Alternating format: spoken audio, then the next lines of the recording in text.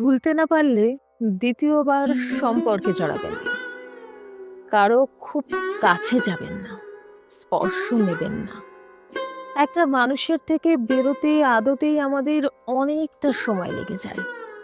তার স্বভাব আশনায় খুব সন্তর্পণে বুকে টেনে নেওয়াটুকু সহজে যায় না। মানুষ জেদ করে হেঁটে চলে যায় বহু দূর, তবু মন থেকে এক পাও নড়তে পারে না। আমরা ছড়িয়ে যাই, বিক্ষিপ্ত হয়ে যাই, কখনো জানালার গ্রিলে বসা প্রজাপতিটার মতো স্থাণু হই, শব্দহীন হই, কখনো আবার একাকিত্বে কুকুরের মতো কেঁদে উঠি। আমরা ভাবি নতুন কেউ এক্ষুনি আসুক, গুছিয়ে নিক, প্রতিটা আঘাতে জমিয়ে দিক পুরো মোমের প্রলেপ। আর এখানেই সব থেকে বড় ভুলটা হয়ে যায়। খুব তাড়াতাড়ি আমরা আবার জড়িয়ে যেতে চাই এবং নতুন মানুষের ভেতরে সেই ফেলে আসা মানুষটারই অবয়ব খুঁজে বেড়ায়।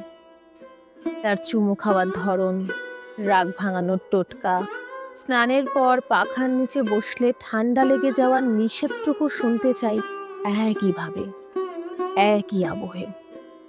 বিশ্বাসই করতে পারি না যে এই মানুষটা ভিন্ন।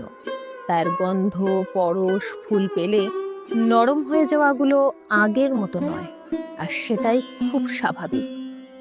এতে হিতে বিপরীত হয়।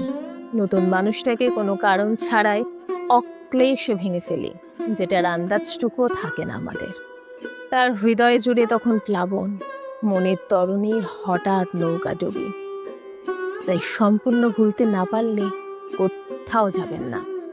আপনি হয়তো সহজে বেরিয়ে আসতে পারবেন, কিন্তু সে আপনাকে রেখে দেবে বেশ কয়েক মাস, বছর, কিংবা কখনো গোটা একটা জীবন।